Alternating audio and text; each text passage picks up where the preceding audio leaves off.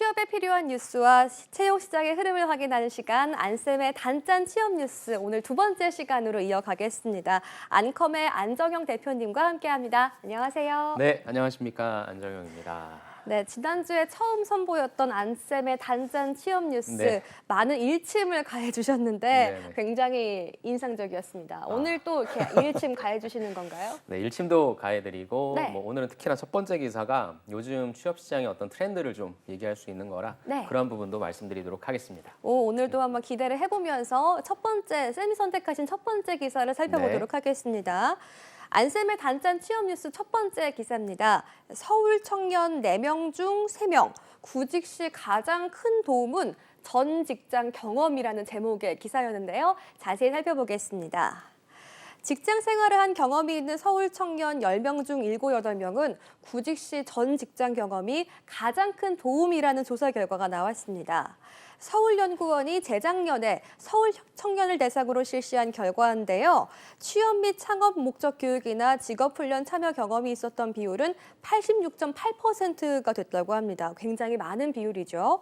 연령과 학력이 높을수록 직업훈련 경험이 있다는 응답 비율이 높았습니다. 직업훈련 경험으로는 직무 관련 자격증 취득이 16.6%로 가장 많았고요. 그 다음 순으로 인턴 아르바이트 등 직무 경험, 학교 성적 관리 및 복수 부전공 등이 나왔습니다.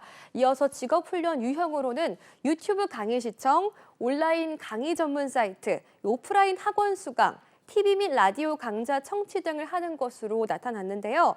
또 하고 싶은 일을 구할 때 가장 도움이 됐던 경험은 이전 직장 경험, 이게 75.7%로 가장 응답이 많았어요. 이어서 전공 지식, 자격증 취득, 취창업 관련 교육, 정부 또는 서울시의 취창업 지원 프로그램, 민간 컨설팅, 동아리 또는 동호회 활동 경험 등으로 나타났습니다.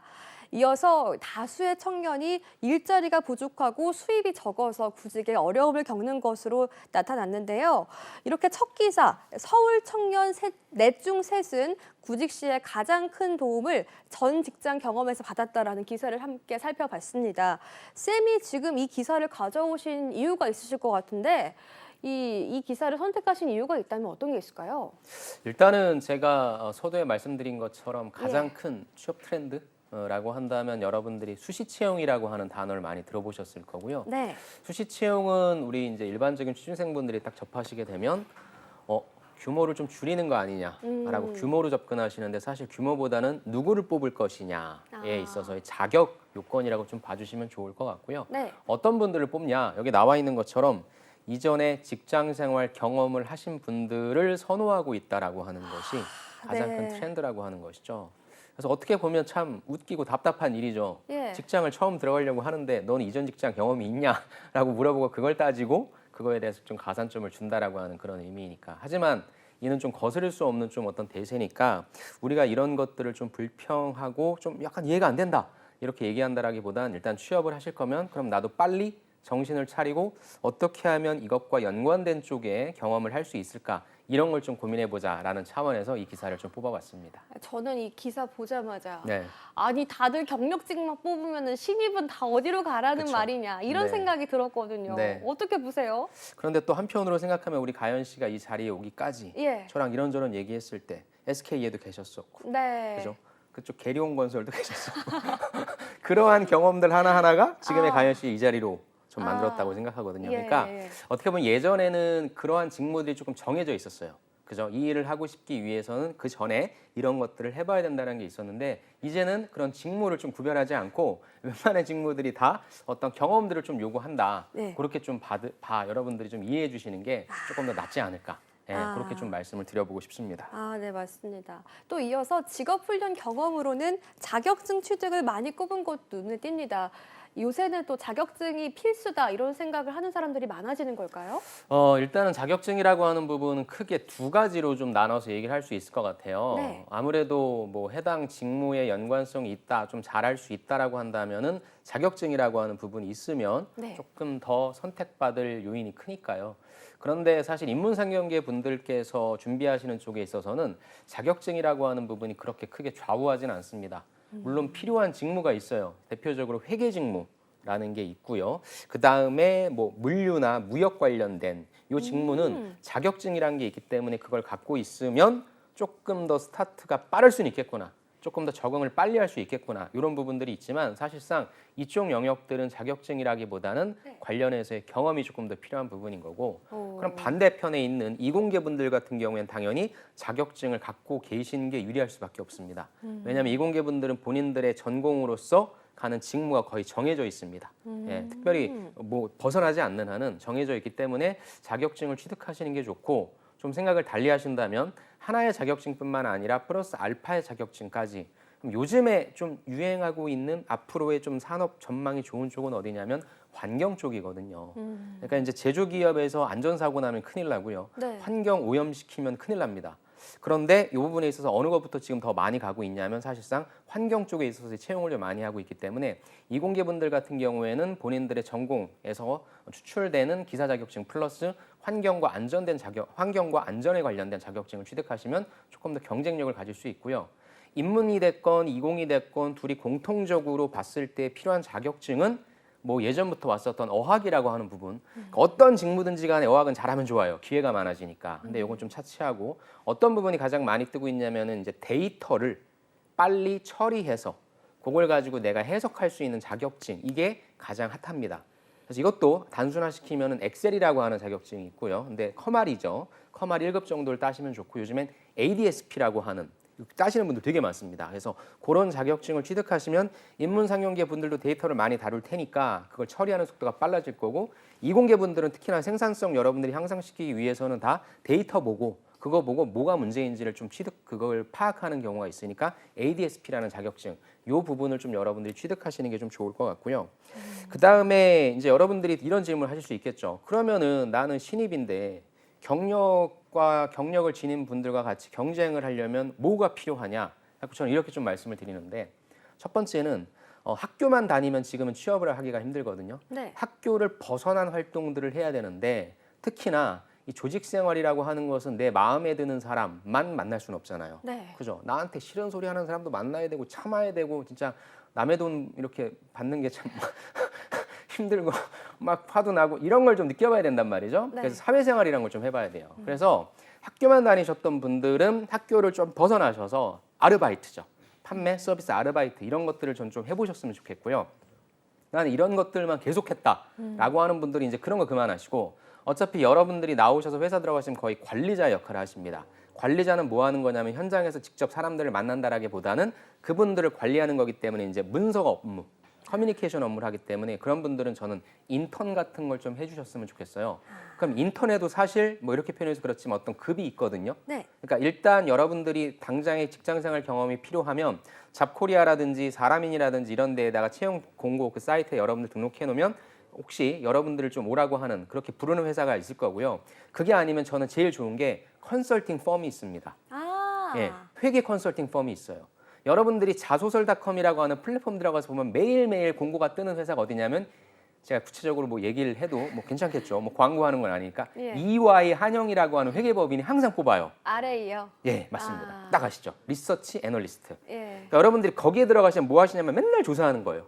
야, 지금 뭐 어떻게 될 것 같아? 조사해봐. 그럼 맨날 그런 거 조사해야 됩니다. 근데 거기서 조사하는 게 우리가 그냥 일반적으로 인터넷으로 검색한다는 거 그것 이상의 것이거든요. 거기에서 어떻게 자료를 조사하는지도 여러분들이 파악하시고 조사하면 뭐 합니까? 자료 만들어야 되잖아요. 그래서 거기에 인턴에서 좀 일을 하시면 되게 많이 힘드시겠지만 그 경력을 기업에서는 되게 많이 쳐줘요. 그래서 조금 욕심이 있으신 분들은 말씀하신 대로 RA 인턴 이런 거 해주시면은 기업에서 굉장히 좋아하니까 여러분들이 경력자분들과 같이 경쟁하기 위해서는 아르바이트와 인턴 요걸 좀 생각해 주시고 마지막 메시지. 예. 여러분들도 이런 사람이 되어야 돼요. 그렇죠? 예전에는 야, 첫 단추를 잘 꿰야 돼. 첫 단추 잘못 깨면 다 그래갖고 뭐 좋은 기업 무조건 가라 그랬잖아요. 예. 요즘엔 안 그래도 돼요. 요즘에는 단추만 잘 꿰면 돼요, 일단. 단추를 꿰면 이제 쭉 깰 수 있으니까. 네. 그래서 실제 제가 어저께 상담했던 친구도 지금 회사를 다녀요. 근데 이 친구가 가고 싶어하는 데가 S전자예요. 네. 그러니까 S전자를 작년 하반기 때도 너네 떨어졌어요. 이번 상반기 때 또 넣어서 이제 사트 준비하고 있고 면접 예. 준비하려고 하거든요. 이런 것처럼 대다수의 친구들이 본인이 원치 않았던 기업에 들어가서 일단 경력을 쌓으면서 가고 싶어하는 기업을 위해서 브릿지를 놓으려고 합니다. 그러니까 여러분들도 그래야죠. 내가 삼성전자 가고 싶어 그럼 삼성전자만 넣는 게 아니라 삼성전자가 만약에 떨어졌을 때 나는 무엇을 할 것인지에 대한 삼성전자 반도체 밸류 체인을 보고 난 장비 가고 싶어 하면 장비 회사 가야 되겠죠. 그런 것처럼 여러분들이 그런 계획을 세우시고 나도 이제 이분들처럼 올드키로 들어갈 것에 대한 전략도 세워서 여러분들도 이제 투트랙으로 가야 된다. 이게 굉장히 중요합니다. 더 이상 취업 준비는 여러분들이 맨날 앉아가지고 자소서나 쓰고 면접이나 보고 이런 게 아니라 어디선가 일을 하고 계시면 그걸 제일 많이 쳐주니까 여러분들도 투트랙으로 지원하자. 그거까지 좀 말씀드리고 싶습니다. 와, 쌤 정말 놀랍게도 네. 제가 대학 다닐 때 컨설팅 펌 다른 데서 RA를 했었어요. 우리 가연 씨는 예.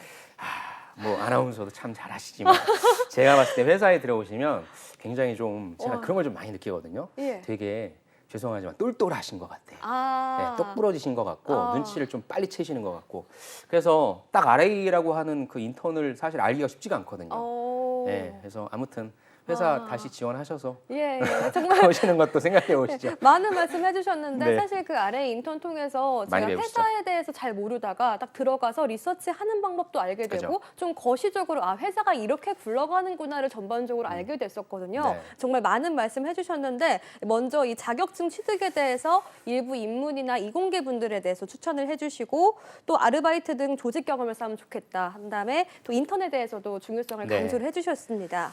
이어서 두 번째 기사도 한번 살펴볼까요? 네, 두 번째 기사 보겠습니다. 제목은 피드백 명확하게 해주세요 라는 MZ세대 직장인에게 사랑받는 상사 1위라는 제목의 기사였어요. 피드백을 명확하게 해달라는 그런 MZ세대 약간 요청이라고 볼 수 있을까요? 이게 취업 플랫폼 잡코리아와 알바몬이 MZ세대 직장인 1,114명을 대상으로 선호하는 직장 상사와 기업 문화 설문조사 결과를 공개했습니다. 여기에서 가장 먼저 이상적인 상사를 표현하는 가장 중요한 단어로 응답자의 42%가 거의 반에 가까운 수치가 피드백이 명확한 상사라고 했습니다. 이어서 솔선수범하는 상사, 실무에 능숙한 상사가 각각 2, 3위를 차지했습니다. 이외에 MZ 사원들이 직장 생활에서 가장 중요하게 생각하는 요인으로 높은 보상이 31%를 차지했습니다. 2위로는 나 자신의 성장, 3위로는 저녁이 있는 삶을 각각 꼽았습니다. 한편 좋은 직장을 판단하는 기준에 대해서는 일과 삶의 균형, 워라밸이라고 하죠. 워라밸이 38.8%로 3분의 1을 넘었고요. 이어서 다음은 연봉, 성과급 등 금전적인 보상 같은 것들이 있었습니다. 와, 이렇게 직장을 대하는 태도 그리고 상사에 대한 생각이 예전과는 많이 달라진 것 같은데요.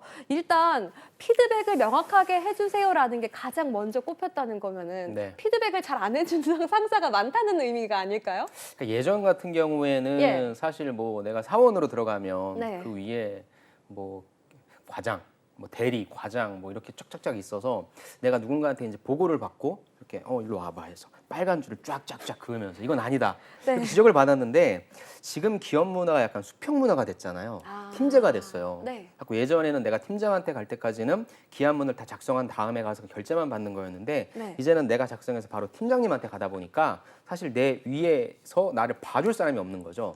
좋은 면은 이제 잔소리하는 사람이 없어져서 되게 좋은데 이게 실제 다니시면서 좀 말씀하시는 부분들이 누군가 케어를 해줘야 내가 잘하고 있는지 못하고 있는지 또 팀장님은 너무 나한테는 좀 높은 사람이니까 이 피드백을 딱 들었을 때 좀 와닿지도 않고 그래서 예전에는 뭐 이렇게 좀 무엇인가 직접적으로 내려주는 사람이 있다라고 한다면 지금은 그럴 수 있는 조직들이 특히나 대기업들이 다 직급을 파괴했잖아요. 다 프로라고 하고 다 님이라고 하면서 네. 그런 데에서 조금 비롯된 그래서 신입사원으로 들어갔을 때에 이런 걸 좀 봐주는 사람이 있으면 좋을 것 같은데 라고 하는 그런 생각을 좀 하신 것 같고요. 또 다른 한 측면으로 말씀을 드리면 제가 이제 경력직 분들 이렇게 뭐 이직하는 거라든지 네. 이런 거 관련해서도 좀 많이 하고 있는데 사실 경력직 분들을 뽑는 그분들의 입장에서 일을 잘하시는 분들이 별로 없대요. 그러니까 이력서만 딱 보면 본인이 다 했다라고 하는데 질문 딱 해서 어떻게 관리하셨어요? 결국에 우리가 아까도 얘기했지만 네. 그럼 이런 이슈 같은 경우에는 어디를 찾아야 되죠? 본인의 인적 네트워크는 어디죠? 라고 해서 프로세싱을 딱 들어보면 이 사람이 일을 잘하는지 못하는지를 아는데 모르는 거예요. 그래서 자기가 다 했대. 그러니까 이 부분이 참 경력직에서도 좀 문제가 되다 보니까 네. 그래서 저는 아까 말씀 주신 대로 왜 피드백을 못 주냐면 일을 제대로 해본 사람들이 그렇게 많지가 않다는 거죠.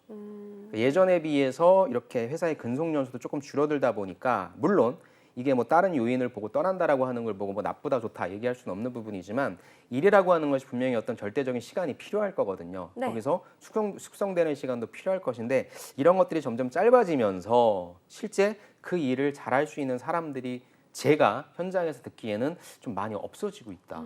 그러니까 달리 생각하면 내가 좀 진득하게 한 우물을 좀 판다라고 하면 회사에서는 더 많은 기회도 올 수 있고 그다음에 전문가 소리도 들을 수 있고 나중에 또 더 높은 몸값으로 갈 수도 있다. 제가 또 하나 사례를 좀 들어볼게요. 네. 이 친구 같은 경우에는 사실 본인의 학벌이 그렇게 마음에 들진 않았어요. 그래서 이 본인이 지금 다니고 있는 한 국내 대형 식품 회사가 있습니다. 여기에서 본인을 뽑아준다면 본인은 정말 죽도록 충성하겠다. 네. 근데 그 마음이 지금까지 변치 않았어요. 네. 그러니까 지금 한 10년 차를 다니고 있는데 이 친구가 무엇을 하냐면 사실 들어갔을 때는 동기 중에 학교 레벨로 따진다면 꼴찌였을 거예요. 그리고 회사에서는 어느 누구도 기대를 하지 않았는데 이 친구가 본인을 뽑아줬잖아요. 네. 너무 열심히 일을 하는 거예요. 그리고 늘 갖고 있는 생각이 아유 내가 어디 가서 이 월급 받으면서 이 회사를 다니겠어. 충성하는. 그러면서 보니까 회사 입장에서는 이제 좀 다니다 보면은 아우 난 아닌 것 같아 다 나가거든요. 근데 이 친구는 그런 마음이 없었어요. 이 친구도 근데 그런 마음이 살짝 들려고 할 때 회사가 결국엔 남은 게 너고 넌 일을 잘하니까라고 해서 조금의 기회가 더 오는 거죠. 그러니까 어느 정도를 견디다 보니까 이게 선순환이 되는 겁니다. 일을 잘하니까 더 많은 일이 주어지고 남들보다 더 빨리 진급하고 해서 지금은 하나의 사업부를 이 친구가 맡는 그래서 CEO한테 직보하는 그러한 직급까지 올라갔거든요. 그리고 제가 물어봤어요. 아니 그럼 이 정도 됐으면 또 다른 데 가야지. 실질적으로 해외 그 글로벌 식품회사에서 컨택이 왔었어요. 오. 네, 그때 당시에는 뭐 갈까 말까 고민을 했는데 지금 안 가겠다고 하더라고요. 칸들. 뭐 연봉을 조금 더 받을 수 있지만 또 다시 시작해야 되고 이 회사에서 내가 여태까지 뿌려놓은 여러 가지 인프라들이 있잖아요. 네. 그래서 거기에서 성공하고 싶다는 얘기를 하더라고요. 아. 그러니까 물론 뭐 이렇게 하는 게 정답은 아닌 거지만 요즘에 그런 분들이 많이 없다라고 하는 거. 네, 그래서 이분 같은 경우에 이제 식품 영업이란 걸 어떻게 해야 돼? 아니면 네. 이분은 이제 전혀 중국어도 할 줄 모르는 친구인데 네. 중국 쪽에 있어서의 신사업을 이 친구가 개척을 했거든요. 오. 그런 거 보면은 결국에 어떤 것이 더 맞는지는 여러분들이 선택을 하시겠지만 네. 지금 실제 취업 시장 아니면은 지금 실제 근무하고 계신 분들 중에서 과연 가슴에 손을 얹고 나는 일을 되게 잘하는 사람이다라고 얘기할 수 있는 분들이 별로 많지 않다. 그렇기 때문에 이런 문제도 발생하는 것 같고 저는 여러분들도 직업을 선택함에 있어서 사실 회사 선택한다고 내가 엄청난 부귀영화를 누리는 건 아니잖아요. 네. 여러분들이 그 회사 생활을 하면서 궁극적으로 추구하는 가치가 무엇인지를 설정하시고 거기에 맞게끔 좀 노력하신다면 나도 모르는 때에 나도 모르는 기회가 더 크게 들어올 수 있다. 그런 부분도 좀 말씀드리고 싶습니다. 와, 선생님의 일침에 제가 막 이렇게 뼈를 맞는 기분이었어요. 가연 제가 씨? 더 열심히 하겠습니다. 네, 가연 씨. 더 덧붙이실 말씀이 있으실까요? 아닙니다. 여기까지만 하도록 하겠습니다. 네, 알겠습니다. 이어서 안쌤의 단짠 취업 뉴스 세 번째 기사를 살펴보겠습니다. 제목은 MZ세대 91.8% 재테크에 관심 있다라는 제목입니다. 정말 많은 다수가 재테크에 관심이 있는 것 같은데요. 기사를 자세히 살펴보면 에듀윌이 20, 30대 남녀 500명을 대상으로 시험 및 자격증 공부에 대한 관심도를 조사하기 위해서 설문조사를 실시했습니다. 가장 관심 있는 분야로 재테크, 부동산 관련 답변이 각각 91.8%, 61%로 정말 높게 나타났어요. 이어서 취업과 이직, IT 전자기기, 어학 등도 높은 응답을 기록했습니다.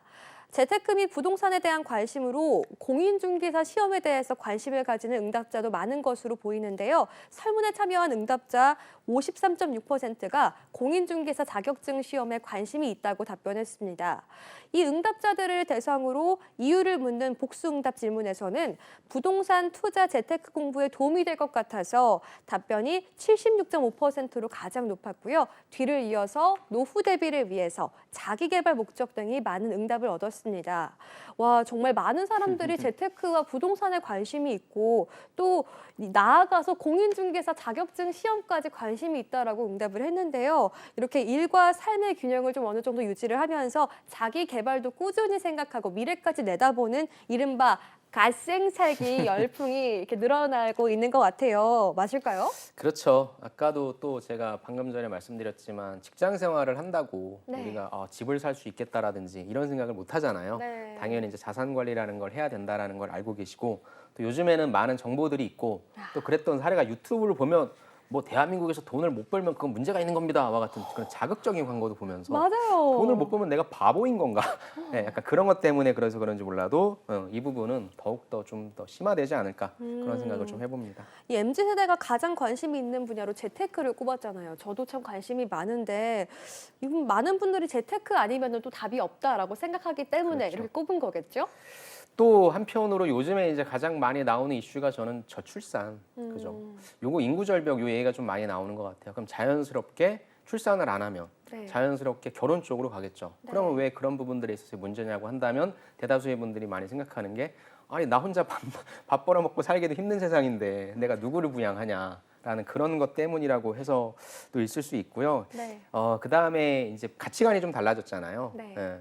네, 만약에 정말 열심히 살았는데 집이라고 하는 걸 뭐 본인이 생각했던 어떤 자산을 획득하는 것도 중요하겠지만 그런 거에 꼭 가치를 두지 않고 본인의 삶에 있어서 좀 그런 가치를 두는 경향도 있기 때문에 그러기 위해서는 사실 돈이 있어야 되고 또 그리고 사실 지금은 경기가 조금 힘들어서 쏙 들어갔지만 네. 작년까지만 하더라도 신입사원한테 가연 씨의 네.